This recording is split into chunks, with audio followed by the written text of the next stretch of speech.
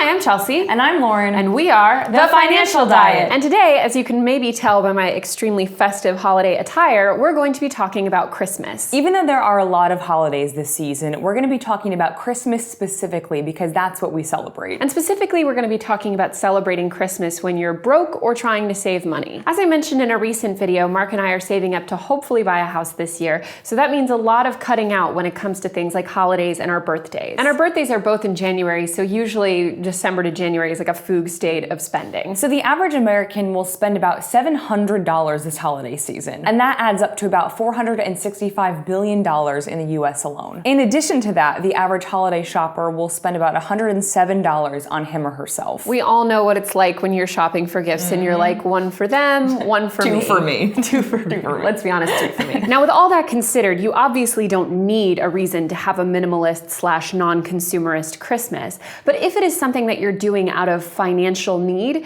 you should never feel ashamed for that. You can find yourself tight on money during the holiday season for a number of reasons. Maybe you're a student, maybe you're saving up for a big purchase, or maybe you're simply having a lean year. It's totally normal to feel like Christmas spending is superfluous and unnecessary. And the numbers with regard to the stress that people experience don't lie. 61% of millennials say that they feel stressed during the holiday season, and 53% of them say money is the reason. And it's women who bear the most of this responsibility because studies show that it's women who take on the responsibilities of gift buying, decorating, and all of the other money-centric holiday activities. Long story short, having a minimalist Christmas should be an open and positive thing. And to help you deal with that, we've created a 3-pronged list for how to deal with being broke, or at least on a budget, this Christmas. Number 1 is to let people know as soon as possible. The truth is, if you have to do some traveling for the holidays, that's one of your biggest expenses already. That means that if we're doing a no-spend Christmas, for a lot of us, we're not gonna see people who are really looking forward to seeing us. That could be parents, extended family, hometown friends, whoever. This means as soon as possible, have an open conversation with them about how you're choosing to spend less this Christmas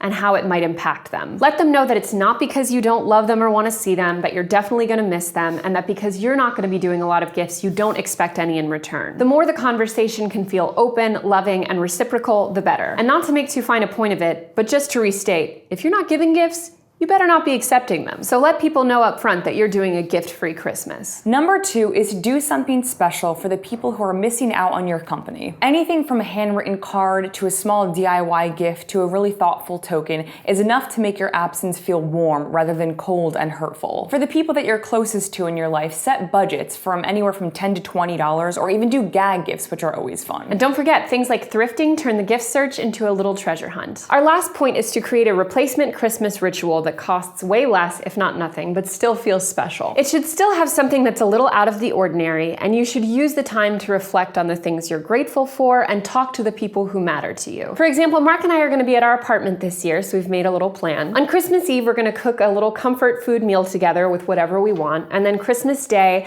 in the morning, we're gonna be Skyping with all of our family and friends who are far away, and then we're gonna make some cards for the new year for people, and then in the afternoon / evening, we're gonna do takeout Chinese food, wine, and a marathon of movies. It's funny because it's super simple, but it's actually the most in the holiday spirit I've felt for a long time. We've sort of cut out all the excess stuff, and we're really just focusing on the things that are most important to us. And plus, it's really fun. It feels kind of like a cool holiday-themed sleepover. And don't worry, the people that I'm missing out on seeing, we're gonna go visit a little bit later in the year when we're in a more flexible budget time and travel is less expensive. It's not about the date on the calendar that you see someone, it's about the quality of the time that you spend together. And there's no reason to force yourself to see someone on the 25th of December if it's not going to be fun for you because you're stressed out about money. So as always, thank you for watching, and don't forget to hit the subscribe button and go to thefinancialdiet.com for more. Bye!